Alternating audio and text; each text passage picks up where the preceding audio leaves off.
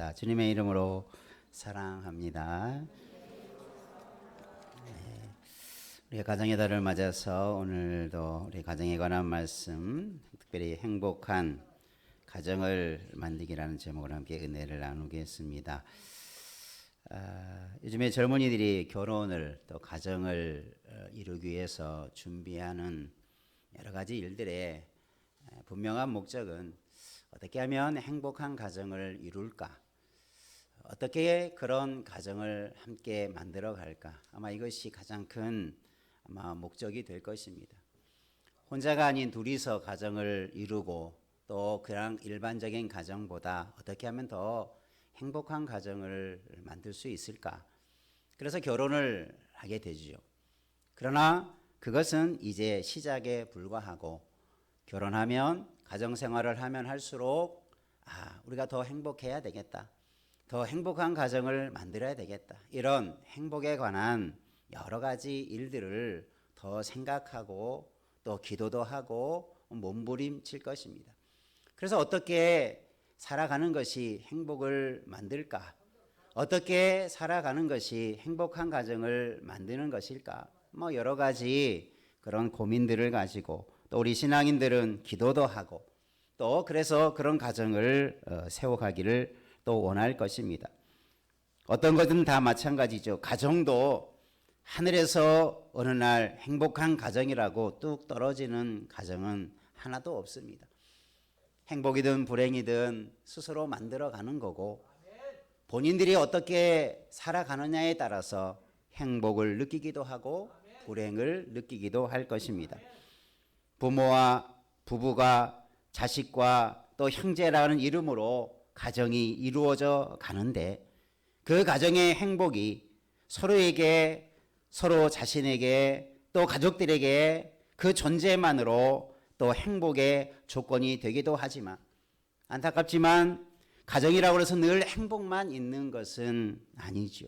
때로는 가정 안에 가족들 간에 갈등이 있고 아픔이 있고 그래서 때로는 가족들이 행복한 가정을 만들어 감에 있어서 누군가가 또 그 가정의 행복의 장애 요소도 될 수 있는 것입니다.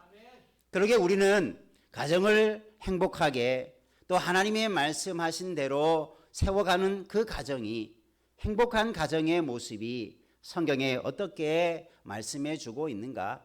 우리가 함께 오늘 잠언이라고 하는 지혜서를 통해서 오늘 말씀은 가정이라고 하는 것에 주어지는 어떤 특수한 말씀이 아니라 일반적으로 우리가 누리는 삶 속에서 이 말씀을 가정에 적용해 보아도 참 좋은 말씀이기에 오늘 이 잠언서의 말씀을 통해서 우리의 가정이 정말 행복하길 원한다면 정말 행복한 가정을 세워가길 원한다면 한번 실천해 보는 은혜가 있기를 주님의 이름으로 축원합니다.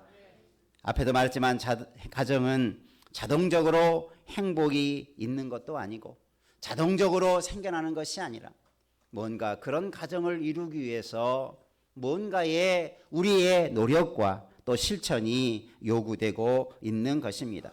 우리가 말씀을 통해서 세 가지로 이렇게 함께 우리가 이런 가정을 함께 이루어 갔으면 좋겠다. 우리 함께 말씀의 은혜를 나누겠습니다. 과연 행복한 가정을 만들어가는 중요한 요소가 뭘까? 핵심적인 요소가 뭐가 있을까? 여러분 다른 것은 모른다 할지라도 이 세 가지만은 꼭 한번 실천해 가기를 주의 이름으로 축원합니다. 첫 번째 한번 따릅시다. 하나님을 경외하는 가정. 오늘 16절에 가산이 적어도 여호와를 경외하는 것이 크게 부하고 번뇌하는 것보다 낫다.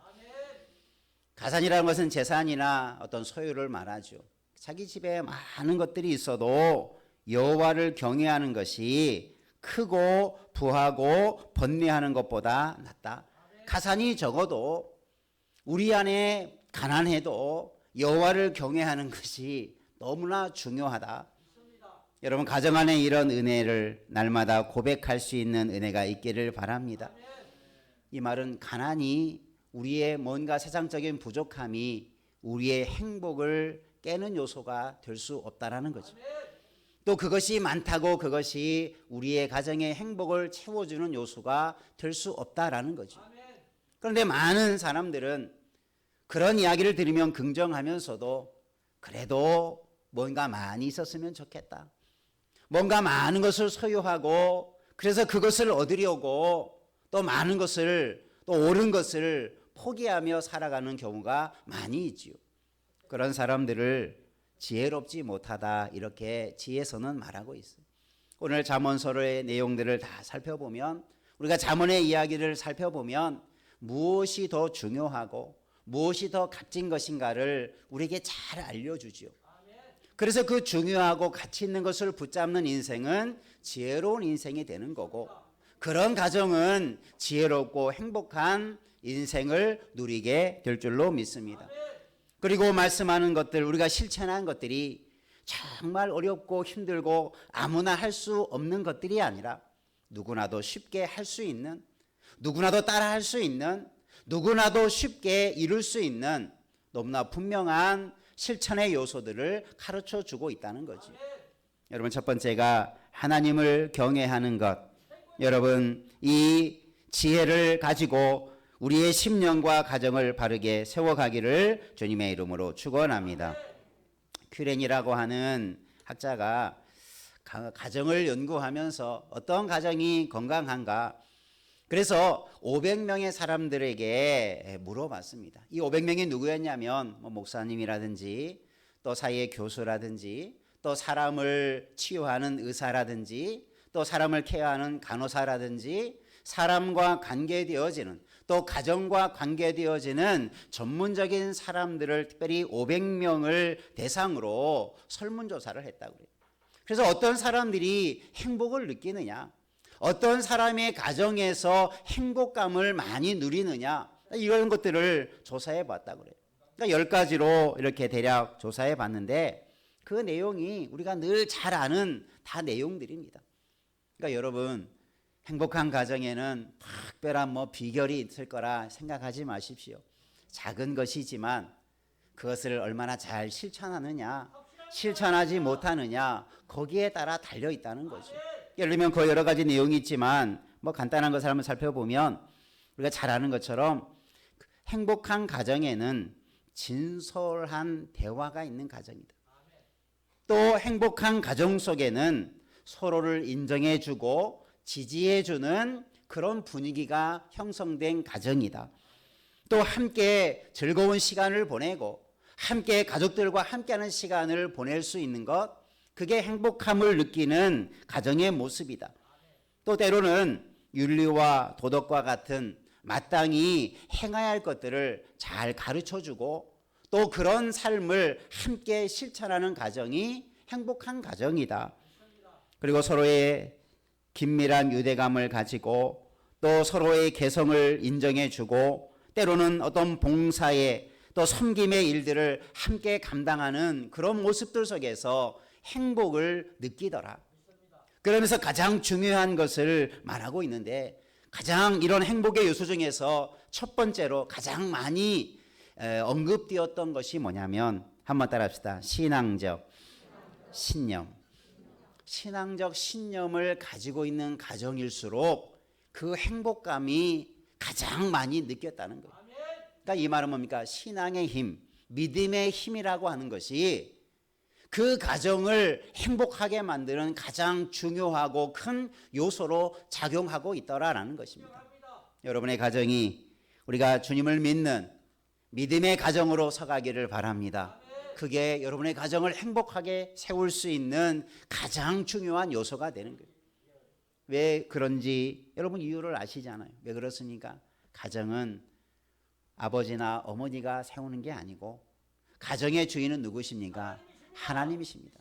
그래서 하나님을 잘 섬기는 가정일수록 하나님을 경외하는 가정일수록 하나님의 뜻대로 하나님이 원하시는 대로 하나님께서 말씀하시는 대로 서가는 가정이 훨씬 많다는 거예요.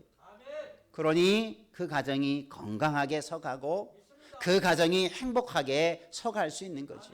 하나님의 말씀 안에는 우리에게 그런 지혜를 가르쳐 주기 때문인 것입니다.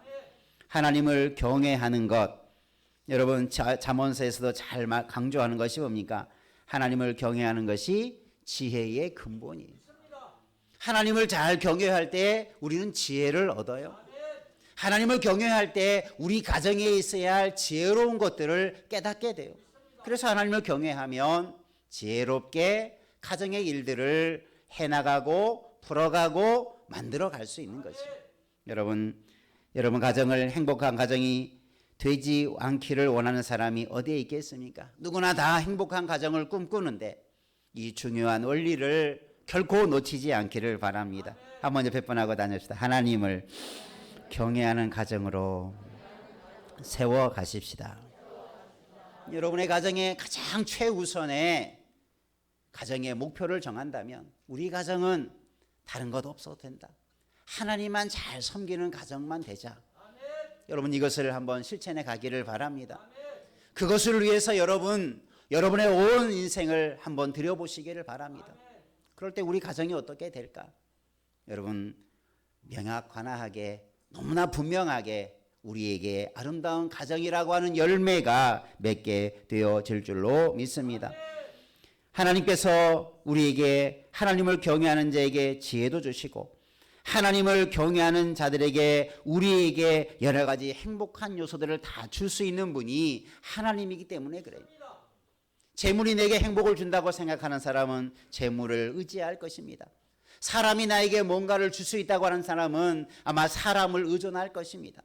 여러분 그러나 사람보다 재물보다 우리의 최고의 행복을 줄 수 있는 우리의 인생의 최고의 지혜자는 하나님이 밖에 없음을 꼭 기억하시고 하나님을 더 잘 경외하는 그런 가정을 세워가는 은혜 있기를 주의 이름으로 축복합니다. 이것은 우리의 가정을 세워가게 되는 우리의 인생을 세워가게 되는 가장 지혜로운 모습이라는 거죠. 여러분 우리가 가정을 돌아볼 때 우리가 하나님을 섬기는 우리의 가족들의 모습을 한번 돌아보면서 정말 우리의 모든 가족들이 우리의 모든 가족 한 사람 한 사람이 하나님을 경외하는 그런 지혜로운 신앙 위에서 세워져가는 은혜를 위해서 때로는 기도하고 우리가 먼저 하나님을 경외하는 신앙을 가지고 주님을 섬겨가기를 주님의 이름으로 축복합니다. 내가 먼저 하나님을 경외하고 하나님을 사랑하고 그렇게 섬기는 삶을 실천해 갈 때 그런 삶을 가르칠 때 가정에 아름다운 행복의 열매가 반드시 있게 될 것입니다. 그런데 이 하나님을 경외하는 것들이 많이 무너지는 우리의 가정들의 모습을 보면 안타깝죠. 그 이유를 들여다보면 이런저런 핑계와 이유들이 많죠. 이것 때문에 저것 때문에 아이들이 가족들이 신앙의 자리에 들어오지 못할 때 정말 하나님을 자신의 인생의 주인으로 섬기지 못하고 가정의 주인으로 그 가정을 세워가지 못할 때 너무나 불안한 거죠.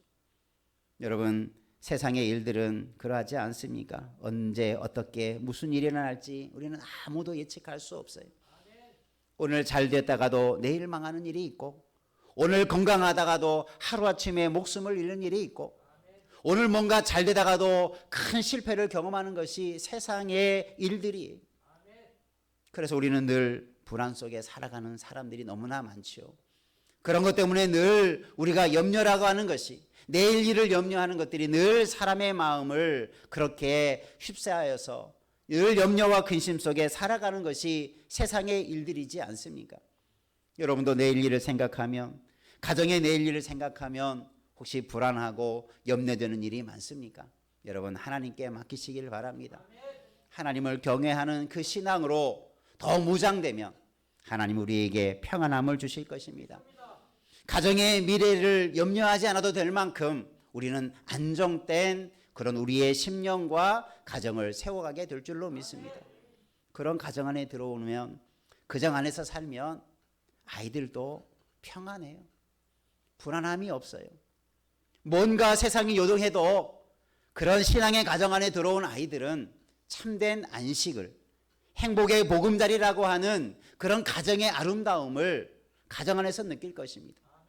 그러면 아이들이 자녀들이 가족들이 가정을 더 사랑하고 가정 안에 들어온 것을 더 기뻐하고 즐거워하겠죠. 그렇지 못하니까 가정을 안에 들어오면 가정 안에서 행복과 의안과 안식을 누리지 못하면 많은 가족들이 어떡합니까? 밖으로 돌아다니지요. 가정 안에 들어와서 참된 안식을 누리지 못하고 가정 안에서 하나님을 경외하는 그런 모습이 사라져버리면 어떻습니까? 삭막한 가정이 되는 거예요. 아까도 말했지만 가정이라고 해서 무조건 다 서로 사랑하는 것만은 아니죠. 가정 안에 많은 상처들이 있어요. 아픔들이 있어요. 가족이기 때문에 말 못하고 스스로 마음속으로 그 상처가 깊어져가는 일들이 너무나 많다는 거예요. 그러다 어느 한순간 그것이 폭발하고 그것이 드러나게 되면 가정이 걷잡을 수 없는 그런 폭풍에 휘몰아치는 경우도 많이 있죠. 여러분, 가정 쉬운 것 같지만 참 어려운 것이 가정의 공동체입니다. 여러분, 가정을 정말 행복하게 세워가기 원한다면 내가 그 어떤 사람이 주인 되어서는 안 되고 우리가 모두가 다 가족들이 하나님을 경외하고 사랑할 때 가정이 정말 바르게 서갈 줄 믿으시기를 바랍니다. 그것이 우리 가정을 행복하게 만드는 최고의 비결인 줄 믿으시기를 바랍니다. 하나님을 잘 섬기면 그런 은혜가 우리 가운데 그런 열매가 있게 된다는 것입니다. 우리 모두가 다시 한번 이 가정의 달을 지나면서 우리가 5월이 되면 가정을 더 많이 생각하고 부모님도 자녀도 생각할 수 있는 그런 교회가 많이 있을 터인데 다시 한번 이 신앙, 하나님을 경외하는 그 마음을 한번 점검해 보시고 그것을 위해서 더 바르게 세워가는 은혜의 열매가 있기를 주님의 이름으로 축원합니다. 두 번째 한번 따라합시다. 마음에 즐거움이 있는 가정. 13절이나 15절 말씀에 보면 고난받는 자는 그날이 다 험악하나 마음이 즐거운 자는 항상 잔치하느니라. 13절에도 마음의 즐거움은 얼굴을 빛나게 해도 마음의 근심은 심령을 상하게 하느니라. 그러니까 마음의 근심과 마음의 즐거움을 서로 대조해서 잘 설명해 주고 있죠. 여러분, 우리의 마음의 즐거움, 참 행복한 사람의 특징은 즐거움이 있고 감사가 있는 것이 행복한 사람의 특징이기도 하죠. 그래서 사람들은 겉으로 볼 때는 저렇게 좋을 일이 별로 없는 것 같은데 별로 기뻐할 일이 별로 없는 것 같은데 항상 싱글벙글 웃고 다니고 그 마음에 감사가 있고 정말 진정한 기쁨을 누리는 사람의 모습을 보면 야, 참 행복해 보인다.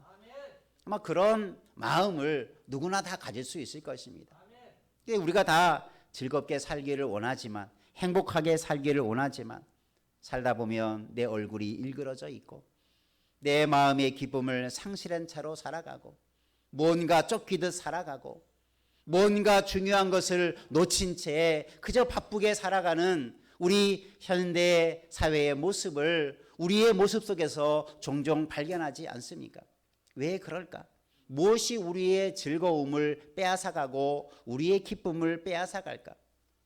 혹시 여러분 생각해 보셨습니까? 여러분이 뭔가 근심이 있고 뭔가 우리 안에 기쁨이 사라져 버렸다라고 느낄 때 과연 무엇이 나를 우리의 가정의 그 기쁨을 빼앗아 갔을까?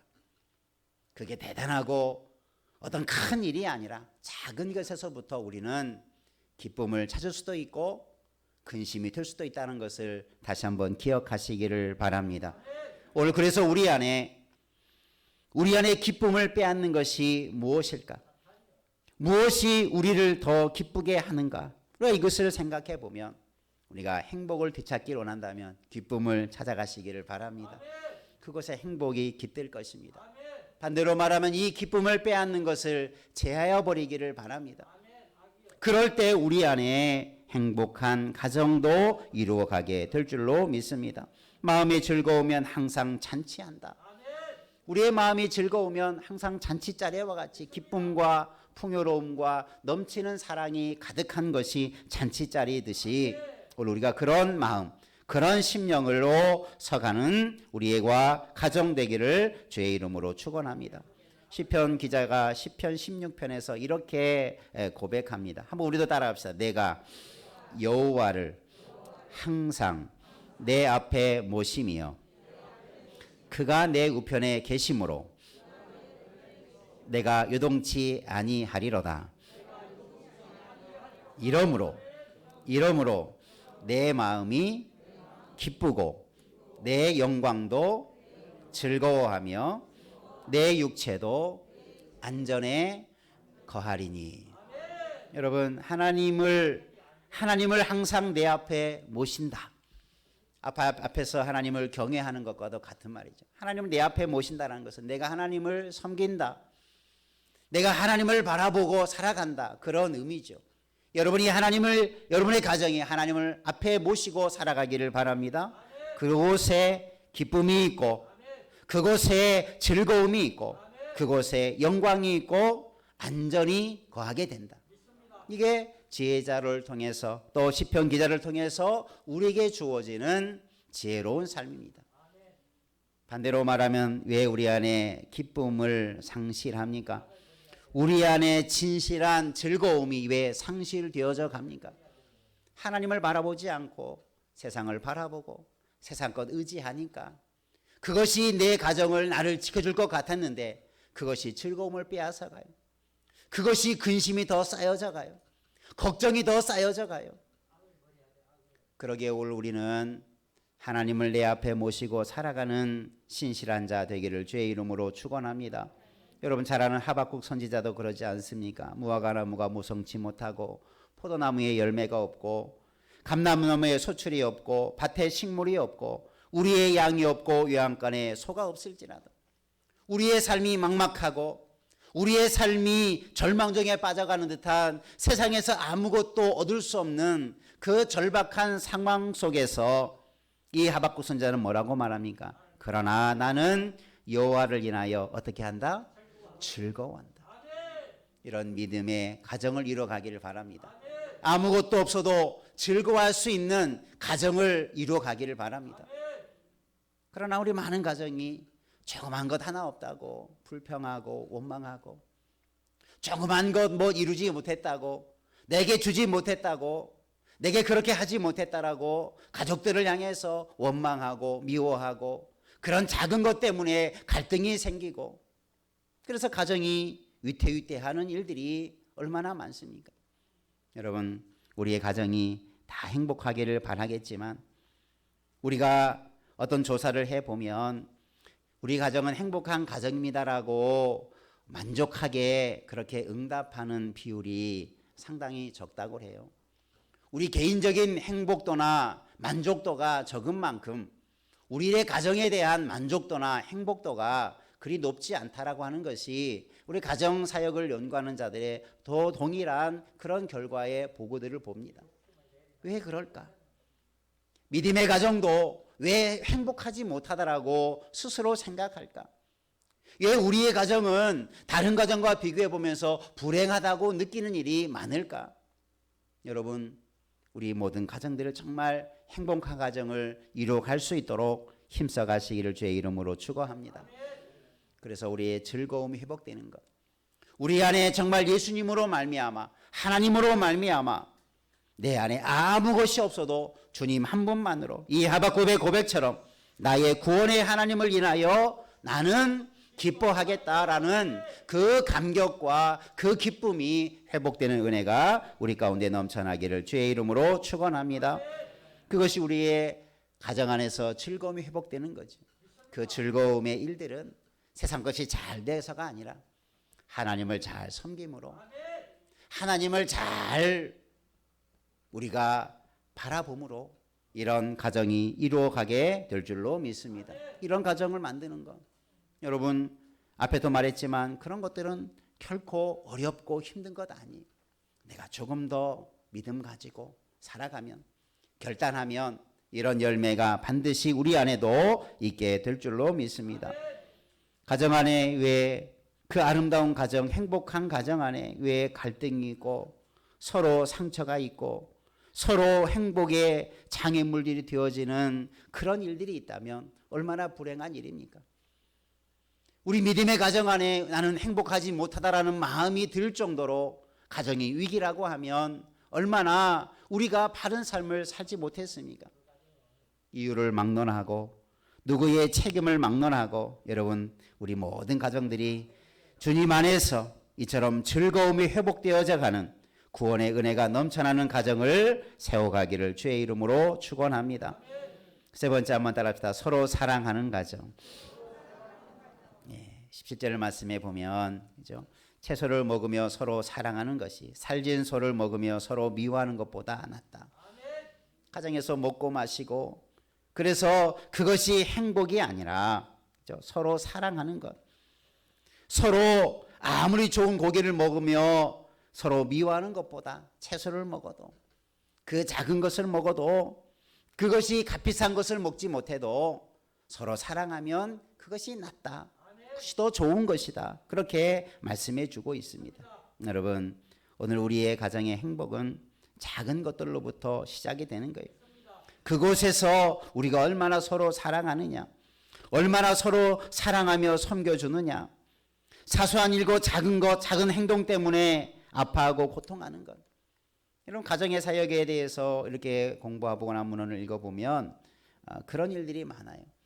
가정에서는 뭐 어떤 사람 일반적으로 일반 사회에서나 어떤 사람을 만날 때 일반 사회나 이런 일반적인 관계 속에서는 어떻습니까?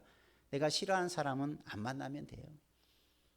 나를 좀 힘들게 하는 사람 그냥 내가 스스로 떠나가면 더 그 사람 때문에 상처받는 일 없고 어려운 일 없어요. 근데 그것이 가정 안에 있으면 큰 문제가 되는 거죠.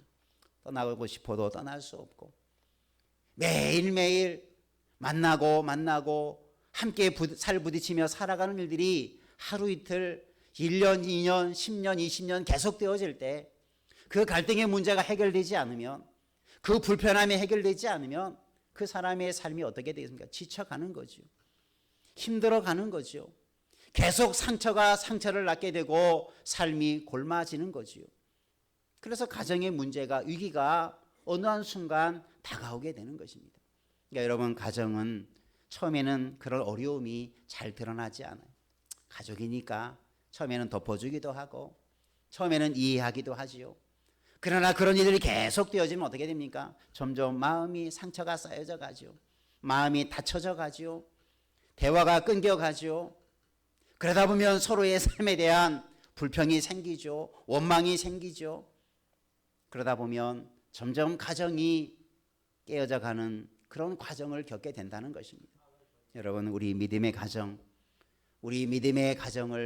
섬기는 일에 있어서 여러분 사랑으로 잘 섬겨가시기를 바랍니다. 나 때문에 가족 안에서는 쉽게 그런 일이 있을 수 있어요. 가족이니까 너무나 함부로 대하고 너무나 쉽게 대하다 보면 그런 태도가 그런 생각이나 그런 모습들이 늘 가정의 누군가에게는 상처로 다가오죠. 나는 편하지만 나는 내 생각대로 말하지만 그것이 누군가에게는 가족들에게 상처가 되고 아픔이 돼요. 그것이 한 번으로 끝나면 좋겠지만 계속 어떤 일이 있을 때마다 반복되어진다면 어찌 그 가정이 행복을 이루는 가정을 만들어 갈 수 있겠습니까? 여러분 우리가 가족들을 생각하면서 내 생각보다 내가 바라는 것보다 여러분 가정을 먼저 생각하며 서로 사랑하는 마음이 회복되는 은혜가 있기를 주의 이름으로 축원합니다. 그래서 우리는 가정 안에서 서로 주고받는 사랑 그런 모습을 만들어갈 책임이 우리에게 있는 거죠.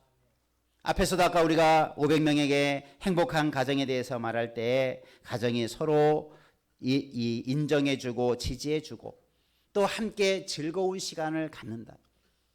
여러분 그냥 어떻게 즐거운 시간을 간다는 것이 뭐 여행 다니고 뭐 캠핑 다니고 뭐 함께 어떤 행사를 하는 것 그게 아니죠. 거기에 이런 단서가 있어요. 즐겁게 시간을 보내는 것. 여러분의 가족들과 즐겁게 시간을 보낼 수 있는 가정을 만들어 가기를 바랍니다. 세상 사람들과 내가 좋아하는 사람들과도 그저 함께하면 즐겁고 재밌다면 그 대상이 가족이 돼야 되지 않겠습니까? 여러분 그런 마음이 가정에서부터 그 즐거움을 맛봐야 되지 않겠습니까? 그럴 때 그 가정에서 자란 자녀들이 그런 행복한 가정을 닮아가고 또한 이루어갈 수 있도록 그런 삶이 될 것입니다. 가정에서 행복을 맛보지 못하고 가정에서 사랑을 경험하지 못한 자들은 사랑하는 법을 잊어버리고 가정을 섬기는 법을 잊어버리는 경우가 많이 있어요. 우리 모두의 가정은 서로 사랑하는 가정, 그래서 서로 섬겨주는 가정, 그래서 사랑에 충만한 가정을 다 함께 이루어가기를 주님의 이름으로 축원합니다. 그런 태도들을 우리가 서로 사랑할 수 있는 것, 그런 마음을 가지고 주님께서도 우리를 조건 없이 사랑해 주셨잖아요. 우리가 가족의 사랑이 얼마나 세상의 어떤 관계보다도 뜨거운 사랑할 수 있는 관계인데, 여러분 우리도 주님의 사랑을 가지고 가정을 더 잘 사랑할 수 있는 은혜가 있기를 바랍니다. 가정을 그래서 정말 행복한 가족들로, 가정으로 만들어가는 일에 우리가 더 헌신하시기를 주의 이름으로 축원합니다. 이 일은 결코 큰 일이 아니에요. 결코 우리가 감당할 수 없는 어려운 일도 아닙니다. 우리가 이 일을 감당함으로 우리 모든 우리 참사랑 가족들 다 행복함을 누리고 행복한 가정을 함께 누려가기를 주님의 이름으로 축복합니다. 기도하겠습니다. 은혜가 충만하신 하나님 아버지, 하나님께서 우리에게 귀한 가정을 주시고 또 우리가 가정을 생각하며 하나님이 원하시는 가정, 정말 행복한 가정이 어디에 있는가를 오늘 말씀을 통해서 깨닫게 하시니 감사드립니다. 하나님을 경외하고 마음에 즐거움이 가득하고 서로 사랑하는 그 가장 우리 가운데 기본적인 삶을 실천함으로 행복한 가정을 이루어갈 수 있도록 함께하여 주시고, 이런 것들을 깨는 것들을 다 벗어버릴 수 있도록 하나님께서 지혜도 주시고 결단케 하여 주옵소서. 예수님 이름으로 기도하옵나이다. 아멘.